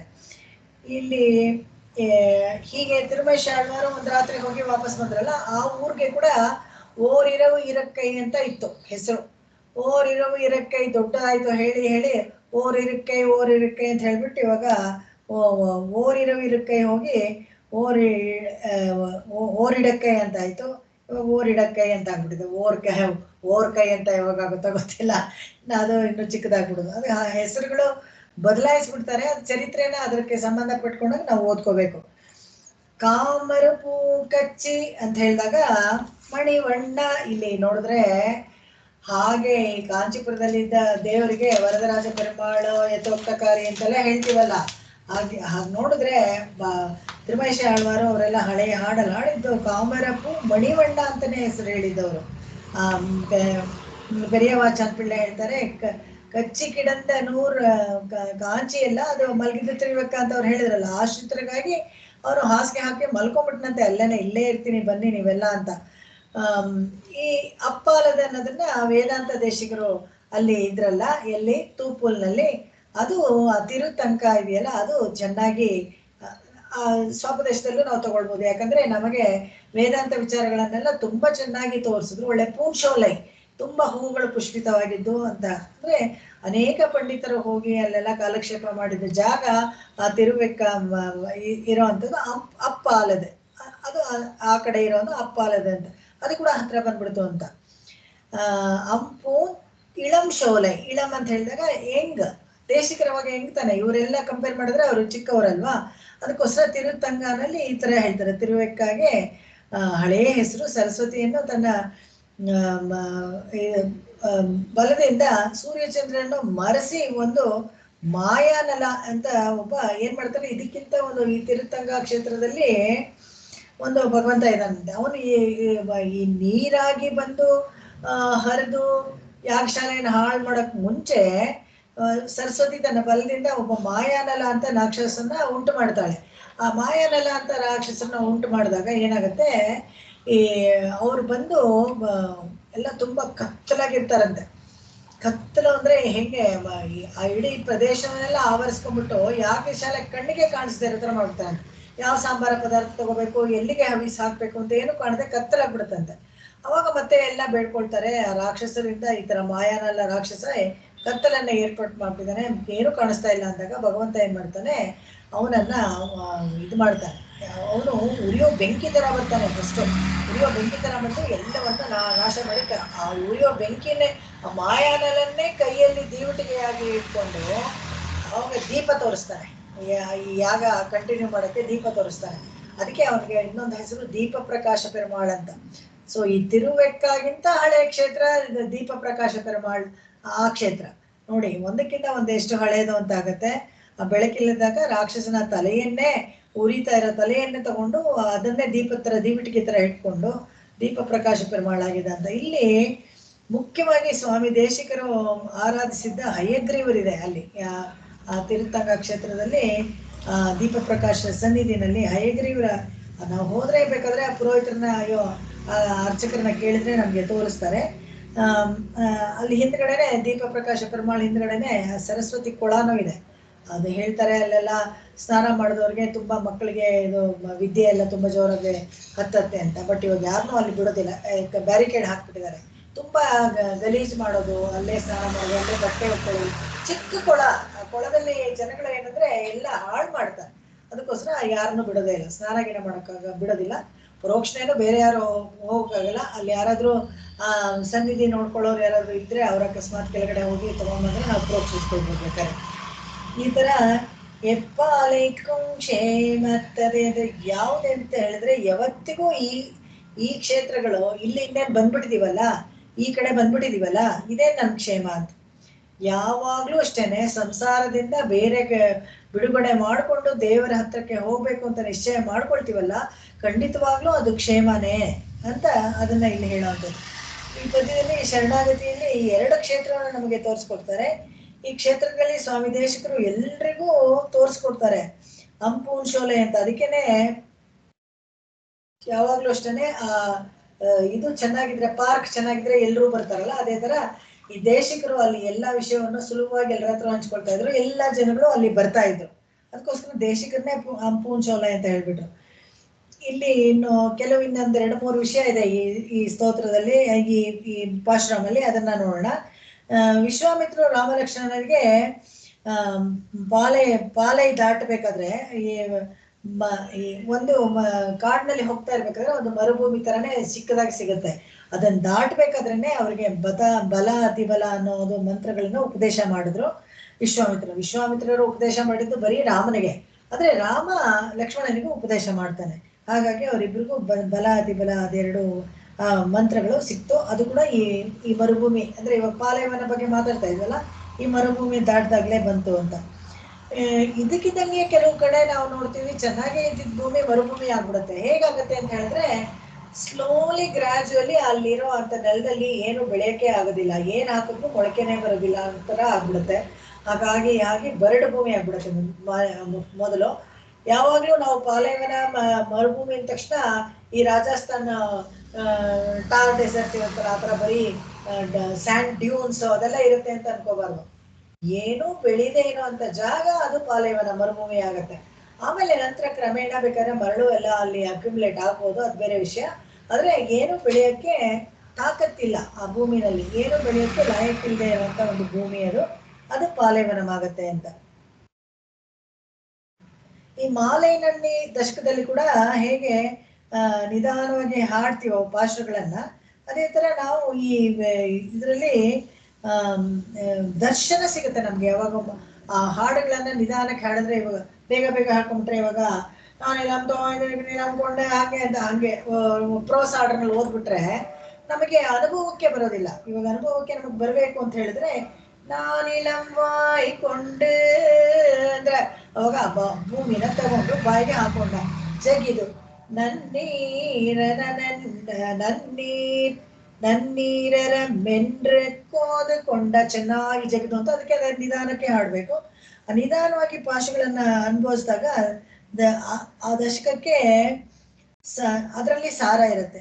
ಆ ತರ ಏನ್ ಹೇಳ್ತಾರೆ. ಇವಾಗ ಮುಂದಿನ ಹಾಡಿಗೆ ಹೋಗೋಣ. ಏನಂದ್ರೆ ಈ 5ನೇ ಪಾಶ ಇನ್ನೊಂದೇ ಒಂದು ವಿಷಯ ಇದ್ರಲ್ಲಿ ಹೇಳ್ಬೇಕು ಅಂತ ಹೇಳಿದಾಗ, ಈ ಶರಣಮಾಹುಂ ದನದಾಲ್ ಅಡೆಯಿಂದಾರ್ಕೆಲ್ಲ ಮರಣಮಾನಾಲ್ ವೈಹುಂದಂ ಕೊಡುಕುಂಪಿರಾನ್ ಅಂತ ಈ 5ನೇ ದಶಕದಲ್ಲಿ ಮಾಲಿನಣ್ಣಿ ಪಾಶದಲ್ಲಿ ಹೇಳ್ತಾರೆ. ಇದರಿಂದ ಏನು ಅಂತ ಹೇಳಿದಾಗ, ಇಲ್ಲಿ ಅಂಪೊನ್ನೆ ಅಂತ ಕರೀತಾರಲ್ಲ, ಆಯ್ತಪ್ಪ ಅಮ್ಮ ಏನ್ ಪ್ರಾರಬ್ಧ ಕರ್ಮ ಇನ್ನೇನ್ ಆಗೋಗ್ತಾ ಇದೆ, ಅಪ್ಪಾಲದ ಇನ್ನೇನ್ ಮೋಕ್ಷ ಹತ್ರ ನಮ್ಗೆ ಸಿಗ್ತಾ ಇದೆ. ಅಲ್ಲಿ ವೆಕ್ಕಾಗೆ ಹೇಳ್ತಾರೆ ಅಪ್ಪಾಲದ ಅಂತ. ಮೋಕ್ಷ ಸಾಮ್ರಾಜ್ಯ ಅಂಪೂನ್ ಶೋಲೆ. ಇಲ್ಲಿರೋವರೆಗೂ ಏನು ನಾವು ಯಾವ್ದೋ ದಿವ್ಯ ದೇಶಕ್ಕೆ ಹೋಗ್ಬೇಕು, ಸೇವೆ ಮಾಡ್ಬೇಕು ಅಂತೆಲ್ಲ ಇಟ್ಕೊಂಡಿರ್ತೀವಲ್ಲ, ಅದನ್ನೇ ಅಂತ ಲೆಕ್ಕ ಹಾಕೊಂಡ್ರೆ ಕೂಡ ಅವಾಗ ಇಲ್ಲಿ ಹೇಳ್ತಾರೆ ಆತರ. ಇನ್ ಸ್ವಲ್ಪನೇ ದಿವಸ ಇದು ಮೇಲ್ವೀಡು, ಅದು ಸ್ವಲ್ಪ ದೂರ ಕೀಳ್ವೀಡು, ಇದು ಕೀಳ್ವೀಡು. ಅವಾಗ ಆತರ ಇರ್ಬೇಕಾದ್ರೆ ತಿರುಕಣ್ಣಪುರಂ ಇದೆಯಲ್ಲ, ಇದು ಕೀಳ್ವೀಡು. ಅದನ್ನ ಹೇಳ್ಬೇಕಾದ್ರೆ ಪ್ರಾರಬ್ಧ ಕರ್ಮ ಎಲ್ಲ ಕಳೆಯೋವರೆಗೂ ಈ ತರ ಕ್ಷೇತ್ರದಲ್ಲಿ ತಿರುಕಂಡಿಯೋ ತಿರುವಿಣ್ಣಹರ್, ಈ ತರ ತಿರುಕಣ್ಣಪುರಂ, ಇದಕ್ಕೆಲ್ಲ ದಕ್ಷಿಣ ಮೋಕ್ಷ ಸ್ಥಳ ಅಂತ ಹೇಳ್ತಾರೆ. ಈ ಜಾಗಗಳಿಗೆ ನಾವು ಪರ್ಯಟನ ಮಾಡ್ಕೊಂಡು ಬರ್ಬೋದು. ಈ ಕ್ಷೇತ್ರದಲ್ಲಿ ಹೋಗಿ ಶರಣಾಗತಿ ಮಾಡ್ಕೊಂಡ್ರೆ ಖಂಡಿತವಾಗ್ಲೂ ಮೋಕ್ಷ ಸಿಗತ್ತೆ ಅಂತ ಅದು ಬೇರೆ ವಾಡಿಕೆ ಇದೆ. ಕೆಲವರೆಲ್ಲ ಹೋಗಿ ಅಂತ ಕ್ಷೇತ್ರದಲ್ಲಿ ಮಾಡ್ಕೊಳ್ತಾರೆ. ಆತರ ಇಲ್ಲಿ ಹೇಳ್ಬೇಕಾದ್ರೆ ಪ್ರಾರಬ್ಧ ಕರ್ಮ ಮೊದಲು ಮುಗಿಬೇಕು, ಅದಾದ್ಮೇಲೆ ಮರಣ ಆಗತ್ತೆ. ಮರಣ ಆದ್ರೆ ಏತದ್ದೇಹಾವಸಾನೆ ಮೋಕ್ಷ ಸಿಗತ್ತೆ ಅಂತ. ಮುಂದಿನ ಹಾಡಿಗೆ ಹೋಗೋಣ. 27ನೇ ಪ್ರಶ್ನ.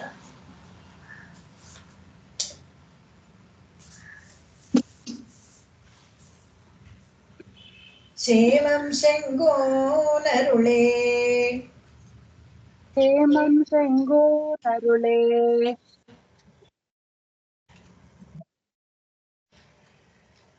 ಮಮ್ಮಿ ಕೇಳಿಸ್ತಾ ಇಲ್ವಾ ಮಮ್ಮಿ? ಕೇಳಿಸುತ್ತೆ. செருவாரும் நற்பால் உகவென்று செருவாரும் நல்பாகுவரென்று செருவாரும் நற்பா உகவென்று செருவாரும் நல்பாவுகவென்று ஏமம் பெற வையம் சொல்லும் மெய்யே ஏமம் பெற வையம் செல்லும் மையே அண்டெல்லாம் மறைக்கும் யாமங்கள் தோறும் எரிவீசும் நம் கண்ணன் நம் தன்னம் துடாய் கண்டெல்லாம் அறைக்கூய் யாமங்கள் தோறும் எரி வீசும் நம் கண்ணன் நம் தன்னம் துழாய் தாமம் புனைய தாமம் புனையா அவ்வாடை ஏதோ வந்து தன் என்றதே பாடை ஈதோ வந்து தன்னென்றதே சேமம் செங்கோனருளே செருவாரும் நல்பாவுகவென்று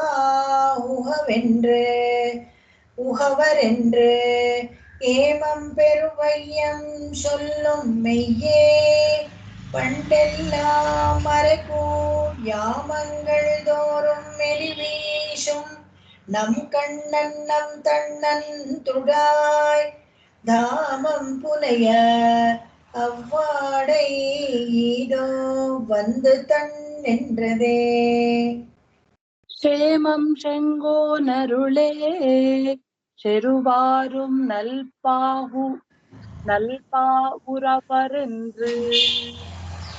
நல்பாவுவரென்று ஏமம் பெற வையம் சொல்லும் மெய்யே பண்டெல்லாம் அறைக்கூ யாமங்கள் தோறும் எரி வீசும் நம் கண்ணன் தன்னம் துழாய் தாமம் புனையா அவ்வாடை இதோ வந்து தன்னென்றதே செருவாரும் நட்பாகுவார் என்றே ವಾ ದೀರ್ಘ ಇದೆಯಾ ವಾ ಅಂತ ಇದೆಯಾ ಅಲ್ಲಿ ಮಮ್ಮಿ ಸೆರುವಾರುಂ ಸಾರಿ ಅದೇ ಹೇಗೆ ಶೆರುವಾರುಂ ಅಲ್ಲ ನಾನು ಹೇಳೋದು ನಟ್ಪ ಹೂವ ಅಂತ ಇದೆಯಾ ಹೂವ ಅಂತ ಇದೆಯಾ ನಲ್ಪಾ ಹೂವರೆಂದ್ರು ಅದೇ ಆ ವಾ ಎರಡನೇ ವಾ ದೀರ್ಘ ಇದೆಯಾ ಚಿಕ್ಕದಿದೆಯಾ ಅಂದೆ ಚಿಕ್ಕದಿದೆ ಮಾಮಿ ಶೆರುವಾರಂ ನಟ್ಪ ಹೂವರೆಂದ್ರೆ ನಲ್ಪಾ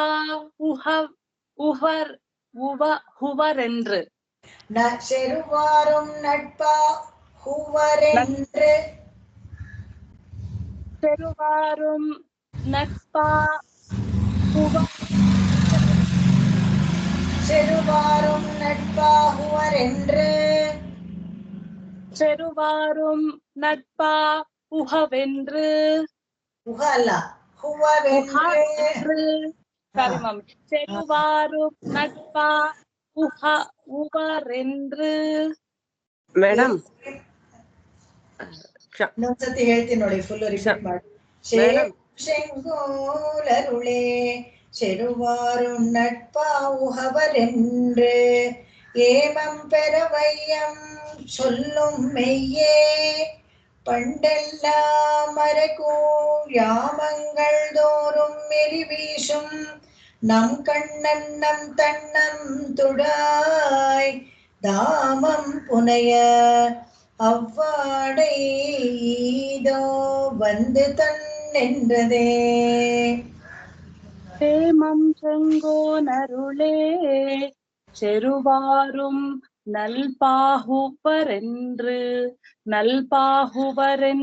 ஏமம் பெற வையம் சொல்லும் மெய்யே பண்டெல்லாம் அறைக்கூயாமங்கள் தோறும் எரி வீசும் நம் கண்ணன் தன்னம் துழாய் தாமம் புனையா அவ்வாடை ஈதோ வந்து ತನ್ನೆಂದ್ರದೇ.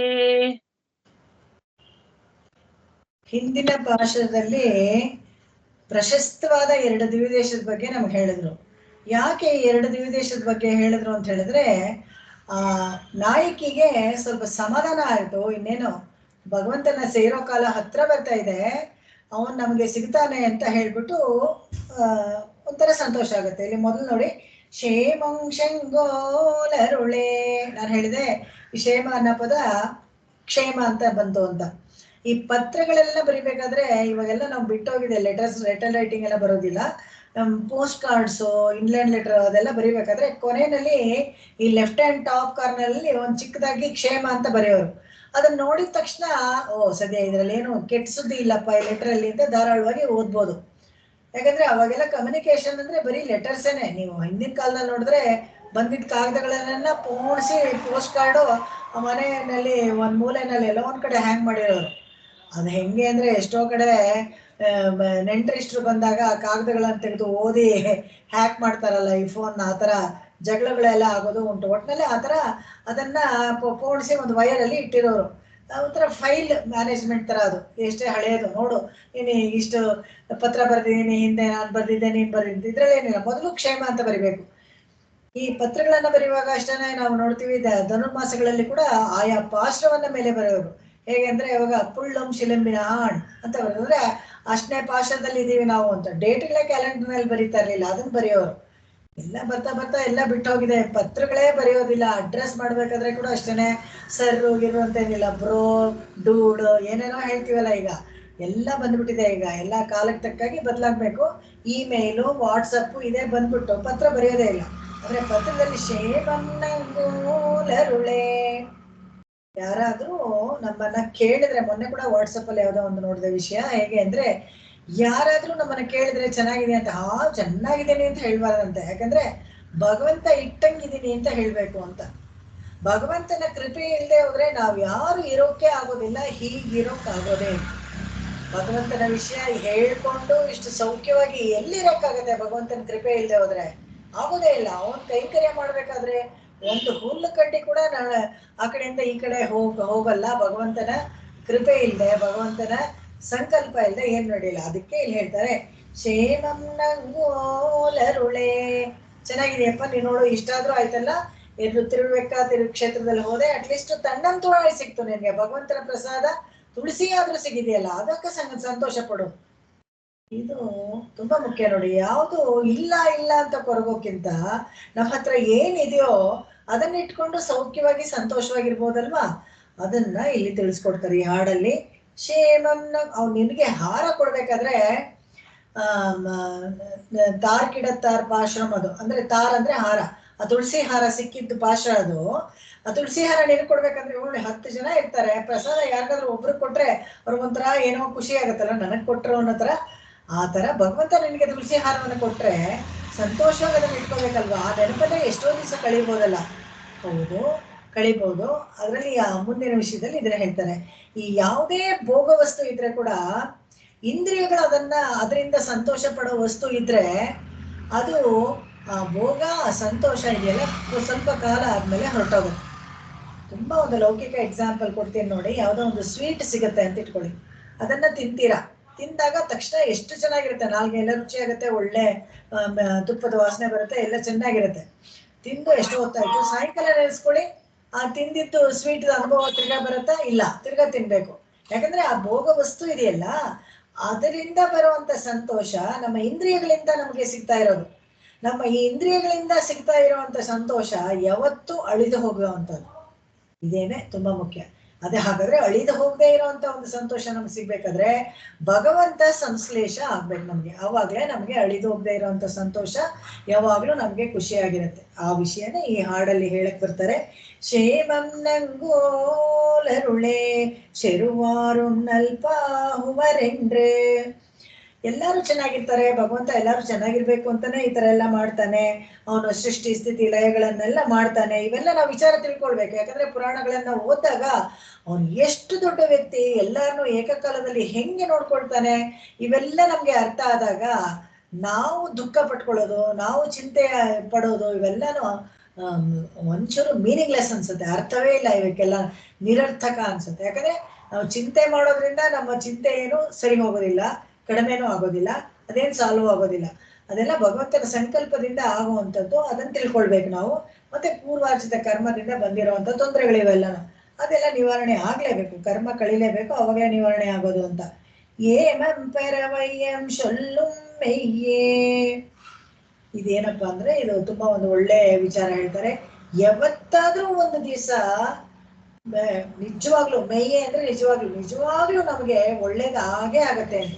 ಇವತ್ತೇನೋ ಒಂದು ಕಷ್ಟದಲ್ಲಿ ಇರ್ಬೋದು, ಇವತ್ತೇನೋ ಒಂದು ಕಷ್ಟಪಡ್ತಾ ಇರ್ಬೋದು, ಬಡತನದಲ್ಲಿ ಇರ್ಬೋದು, ಇನ್ನೇನೋ ಒಂದು ಸಂಕಟದಲ್ಲಿದ್ರೆ ಅದು ಹಾಗೇ ಇರೋದಿಲ್ಲ. ಇದು ತುಂಬಾ ಮುಖ್ಯವಾಗಿ ಸಮದುಃಖಂ ಸುಖಂ ಧೀರಂ ಸೋಮೃತತ್ವಾಯ ಕಲ್ಪತೆ ಅಂತ ಭಗವದ್ಗೀತೆಯಲ್ಲಿ ಹೇಳ್ತಾನಲ್ಲ, ಯಾವಾತ ದುಃಖವನ್ನ ಸುಖವನ್ನ ಈಕ್ವಲ್ ಆಗಿ ತಗೊಳ್ತಾನೋ ಸೋಮೃತತ್ವಾಯ ಅವನಿಗೆ ಮೋಕ್ಷ ಸುಲಭವಾಗಿ ಸಿಗುತ್ತೆ ಅಂತ. ಯಾಕಂದ್ರೆ ಅವನು ನಿರ್ಲಿಪ್ತವಾಗಿ ಸ್ಥಿತಿ ಪ್ರಜ್ಞನಾಗಿ ತಗೊಳ್ತಾನೆ ಅಂತ. ಇಲ್ಲೂ ಅದನ್ನೇ ಹೇಳ್ತಾರೆ, ಏಮಂ ಪೆರವಯ್ಯಂ ಶೊಲ್ಲುಂ ಮಯ್ಯೆ. ಎಲ್ಲರಿಗೂ ಒಂದ್ ದಿವಸ ಅಲ್ಲ ಒಂದ್ ದಿವಸ ಒಂದು ಒಳ್ಳೇದ್ ನಡೆಯುತ್ತೆ. ಯಾರಿಗೆ ಈ ನಡೀತಾ ಇದ್ದಾಳ ಸಖಿ ಜೊತೆಗೆ ನಾಯಕಿಗೆ ಸಮಾಧಾನ ಹೇಳ್ತಾ ಇರೋದು, ಅಪ್ಪಾಲದು ಬಂದ್ಬಿಡ್ತು ನೋಡು, ಹಾಗೆ ಹೋಯ್ತು, ಇನ್ನೇನು ಖಂಡಿತವಾಗ್ಲೂ ಒಂದ್ ದಿವಸ ಒಳ್ಳೇದೇ ಆಗತ್ತೆ ಅಂತ. ಇದನ್ನ ರಾಮಾಯಣದಲ್ಲಿ ನಮಗೆ ನಿದರ್ಶನ ಸಿಗುತ್ತೆ. ಎಲ್ಲಿ ಈ ತರ ಹೇಳಿದ್ರು ಅಂತ ಹೇಳಿದ್ರೆ, ಸೀತೆ ಇದನ್ನ ಹೇಳ್ತಾಳಂತೆ ರಾಮಾಯಣದಲ್ಲಿ. ಎಲ್ಲಿ ಹೇಳ್ತಾಳೆ ಅಂತ ಹೇಳಿದ್ರೆ, ಈ ಹನುಮಂತ ಬಂದಾಗ ಅವಳು ನೋಡ್ತಾನೆ ಇನ್ನೇನು ಇವಳು ಆತ್ಮಹತ್ಯೆನೇ ಮಾಡ್ಕೊಳ್ಬೇಕು ಅಂತಿದ್ದಾರೆ. ಅವಾಗ ರಾಮನಾಮ ಹೇಳಿದಾಗ ಅವಳು ನಿಂತ್ಕೋತಾಳೆ. ಅವಾಗ ಇದು ತ್ರಿಚಟೆ ಬಂದು ನಾನು ಈ ಕನಸಲ್ಲಿ ನೋಡಿದೆ ಅಂದಾಗ ತಡಿತಾಳೆ, ಆತ್ಮಹತ್ಯೆ ಮಾಡ್ಕೊಳ್ಳೋದು ನಿಲ್ಲಿಸ್ತಾಳೆ. ಇವಳೆಲ್ಲ ಕಷ್ಟಗಳನ್ನು ಮೇಲಿಂದ ನೋಡ್ತಾ ಇದ್ನಲ್ಲ, ಶಿಂಶುಪ ವೃಕ್ಷದ ಮೇಲೆ ಕೂತ್ಕೊಂಡು ಹನುಮಂತ ಕೆಳಗಡೆ ದಕ್ ಅಂತ ಹೇಳಿದು ರಾಮನ ವೃತ್ತ ಅಂತೆಲ್ಲ ಹೇಳಿದೆ, ನಾನು ರಾಮದಾಸ ಅಂತೆಲ್ಲ ಹೇಳ್ಕೊಂಡಾಗ ಅವನು ಹೇಳ್ತಾನೆ, ಇಷ್ಟು ಕಷ್ಟ ಪಡ್ತಾ ಇದೆಯಲ್ಲಪ್ಪ, ನೀನ್ ನನ್ನ ಬೆನ್ ಮೇಲೆ ಕೂತ್ಕೊಂಡ್ಬಿಡ್ಬಾರ್ದಾ, ಒಂದೇ ಕ್ಷಣಕ್ಕೆ ಹೊಟ್ಟೋಗ್ಬಿಡ್ತೀನಿ, ರಾಮನ ಹತ್ರ ಕರ್ಕೊಂಡು ಹೊಟ್ಟೋಗ್ತೀನಿ ಅಂತ ಹೇಳ್ತಾರೆ. ಅವಾಗ ಸೀತೆ ಹಾಡೋ ಮಾತಿದು. ಯಾಕಂದ್ರೆ ಇದೇ ಮಾತು ಹೇಳ್ತಾಳೆ, ಮಂಪೆರವಯ್ಯ ಸೊಲ್ಲುಂ ಮೆಯ್ಯೆ. ಯಾವತ್ತೂ ಇದೇ ತರ ಇರೋದಿಲ್ಲಪ್ಪ, ಕಷ್ಟವೇ ಆಗ್ಲಿ ಸುಖವೇ ಆಗ್ಲಿ ಅದೇ ತರ ಇರೋದಿಲ್ಲ. ಯಾವುದೇ ಒಂದು ಒಳ್ಳೆ ಇವಾಗ ನನ್ನ ಮಕ್ಳು ಯಾರೋ ಒಂದು 10th ಸ್ಟ್ಯಾಂಡರ್ಡ್ ಪಾಸ್ ಆಗ್ತಾರೆ ಅನ್ಕೊಳ್ಳಿ, ಒಂದು ರಿಸಲ್ಟ್ ಬರುತ್ತೆ, ಒಳ್ಳೆ ಸ್ಕೋರ್ ಬಂದಿರುತ್ತೆ. ಏನು ಅವತ್ತು ರಿಸಲ್ಟ್ ಬಂದಿದ್ದ ದಿವಸ ಇಡೀ ಫ್ಯಾಮಿಲಿ ಎಷ್ಟು ಖುಷಿಯಾಗಿರ್ತೀವಿ. ಒಂದು 10 ದಿವಸ ಒಂದು ವಾರ ಒಂದು ತಿಂಗಳಾದ್ಮೇಲೆ ಹಾಗೆ ಇರಲ್ಲ. ಆ ಸಂತೋಷ ಆಗಿದ್ದಿರುತ್ತೆ. ಆದ್ರೆ ಆವತ್ತು ಆ ಕ್ಷಣಕ್ಕೆ ಆ ಸಂತೋಷ ಆಗಿತ್ತಲ್ಲ ಅದೇ ತರ ಇರುತ್ತೆ ಅಂದ್ರೆ ಇರಲ್ಲ, ಹೊಟ್ಟೋಗುತ್ತೆ. ಇದು ಪ್ರಾಕೃತಿಕ, ನ್ಯಾಚುರಲ್, ಇದೆಲ್ಲ ಆಗುತ್ತೆ. ಅದೇ ತರ ಸಂತೋಷ ಹೇಗೆ ಮಾಯ ಆಗತ್ತೋ ದುಃಖನೂ ಹಾಗೆ ಮಾಯ ಆಗತ್ತೆ. ಅದನ್ನ ಸೀತೆಯಲ್ಲಿ ಹೇಳ್ತಾಳೆ ಹನುಮಂತನಿಗೆ, ಏನು ಪರವಾಗಿಲ್ಲ. ಯಾಕಂದ್ರೆ ಕಷ್ಟ ಅಂತ ಬಂದಾಗ ಅದು ಒಂದ್ ದಿವಸ ಅಲ್ಲ ಒಂದ್ ದಿವಸ ಹೋಗೇ ಹೋಗುತ್ತೆ. ಭಗವಂತ ನನ್ನ ಹುಡ್ಕೊಂಡು ಬಂದೇ ಬರ್ತಾನೆ. ಅವನಿಗೆ ನೀನ್ ಹೇಳ್ಬಿಡು, ಇನ್ನು 1 ತಿಂಗಳ ಕಾಲವರೆಗೂ ನಾನು ಇರ್ತೀನಿ ಬದುಕಿ, ಅಷ್ಟರಲ್ಲಿ ಅವ್ನು ನನ್ನ ಬಂದು ಕರ್ಕೊಂಡು ಹೋಗ್ಲಿ ಅಂತ. ಅದಕ್ ಮೇಲೆ ಆದ್ರೆ ನನ್ನ ಜೀವ ಧರಿಸಲ್ಲ ಅಂತ ಹೇಳ್ಬಿಟ್ಟು ಹೇಳ್ತಾಳೆ. ಅವಳು ಹೇಳುವಂಥದ್ದು ನೋಡಿ, ನಮ್ಗೆ ಪ್ರತಿಯೊಬ್ಬರಿಗೂ ಜೀವನದಲ್ಲಿ ಏನೋ ಒಂದು ಕಷ್ಟ ಬಂದಾಗ ಇದನ್ನ ಜ್ಞಾಪಿಸ್ಕೊಳ್ಬೇಕು. ಹೀಗೆ ಇರಲ್ಲ, ಇದು ಬದಲಾಗತ್ತೆ ಅಂತ ಈ ಲೈನ್ ನಾವು ಜ್ಞಾಪಕೊಳ್ಳು. ಪಂಡೆಲ್ಲ ಮರೆಕೂಡ್ಯಾಮಂಗಳ್ದೋರುಂ ಮಿರಿವೀಶಂ. ಒಂದೇ ವಸ್ತು ಹಿಂದೆ, ಪಂಡು ಅಂದ್ರೆ ಹಿಂದೆ ಎಲ್ಲ ಯಾಮಂಗಳ್ಳಿರಿವೀಶ. ಯಾಮಂಗಳಂದ್ರೆ ಮಧ್ಯರಾತ್ರಿಯಲ್ಲಿ ಒಂದು ಜಾಮಗಳು, ಹಲವಾರು ರಾತ್ರಿಗಳು ನಿದ್ದೆನೆ ಬರದೆ ಗಾಳಿ ಎಲ್ಲ ಬೆಂಕಿ ತರ ಇತ್ತಂತೆ, ಬಿಸಿ ಗಾಳಿ ಬೀಸ್ತಾ ಇತ್ತಂತೆ. ಎರಿವೀಶಂ ನಮ್ ಕಣ್ಣನ್ನಂ ತಣ್ಣಂತುಡಾಯ್ ಧಾಮಂ ಪುನಯ. ಅವನು ಕೊಟ್ಟಿದ್ದು ತುಳಸಿ ಕೊಟ್ಟಿದ್ದಲ್ಲ ಹೋದ ಹಾಡಲ್ಲಿ, ಅದು ಸ್ವಲ್ಪ ಹೊತ್ತು ಚೆನ್ನಾಗಿತ್ತು. ಆಮೇಲೆ ರಾತ್ರಿ ಎಲ್ಲ ನೆನ್ಸ್ಕೊಂಡ್ರೆ ಆ ತುಳಸಿನ ಭಗವಂತ ಜ್ಞಾಪಕ ಬರ್ತಾ ಇತ್ತು, ಒಳ್ಳೆ ಬೆಂಕಿ ತರ ಬೀಸ್ತಾ ಇತ್ತಂತೆ. ಅವ್ವಾಡೇ ಈದೋ ಒಂದು ತಣ್ಣಿಂಡ್ರದೆ. ಆದ್ರೆ ಅದೇ ವಾಸನೆ, ತುಳಸಿ ವಾಸನೆ ಇವಾಗ ಬಂದು ತಣ್ಣಗೆ ಅಂತ ಅನ್ಸತ್ತೆ ಅಂತ.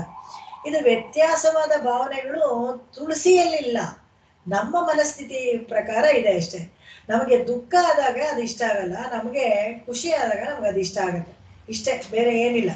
ನಾವು ಮನೆಯಲ್ಲೂ ಅಷ್ಟೇ, ಏನೋ ಒಂಥರ ಫ್ರೀಯಾಗಿ ಸಂತೋಷವಾಗಿದ್ರೆ ಮಕ್ಳೇನಾದ್ರು ಬಂದು ಕೇಳಿದ್ರೆ ಚೆನ್ನಾಗಿ ಆನ್ಸರ್ ಮಾಡ್ತೀವಿ. ಟೀಚರ್ಗಳು ಅಷ್ಟೇ, ಸ್ಕೂಲ್ಗಳಲ್ಲಿ ಅವ್ರು ಒಳ್ಳೆ ಮೂಡಲ್ಲಿದ್ರೆ ಏನಾದ್ರು ಕೇಳಿದ್ರೆ ಸರಿಯಾಗಿ ಆನ್ಸರ್ ಮಾಡ್ತಾರೆ. ಇಲ್ಲಾಂದ್ರೆ ಏನೋ ಒಂದು ಎಡ ಉಡ ಹೇಳ್ಬಿಟ್ಟು ಸುಮ್ಮನೆ ಕುತ್ಕೊಂತ ಏನಾದ್ರೂ ಹೇಳ್ಬಿಡ್ತಾರೆ ಅಲ್ವಾ. ಅದೇ ತರನೇ ಇಲ್ಲೂನು ಅದೇ ಹೇಳ್ತಾಳೆ, ಈದೋ ಒಂದು ತಣ್ಣೆಂಡ್ರದೆ. ತುಳಸಿ ಇವಾಗ ಹಿತವಾಗಿದೆ ಇವಳಿಗೆ. ಯಾವಾಗ ಹೋದ ಹಾಡಲ್ಲಿ ತಿರುವೆಕ್ಕ ಇದು ಹತ್ರ ಬಂತು ಅಂತಲ್ಲ, ಇವಾಗ ತುಳಸಿ ವಾಸನೆ ಹಿತವಾಗಿದೆ, ತಣ್ಣಗಿದೆ ನನಗೆ ಅಂತ. ಇದನ್ನ ಹಲವಾರು ಸತಿ ನಾವು ನೋಡಿದ್ವಿ. ರಾಮ ಕೂಡ ಇದೇ ತರ ಪಂಪಾ ಸರೋವರದಲ್ಲಿ ಚಿತ್ರಕೂಟದಲ್ಲಿ ತುಂಬಾ ಅನ್ಕೊಳ್ತಾ ಇದ್ದ, ಅಯ್ಯೋ ಇದೆಲ್ಲಾ ವಸ್ತುಗಳು ನೋಡಿದ್ದೇ ವಸ್ತುಗಳು.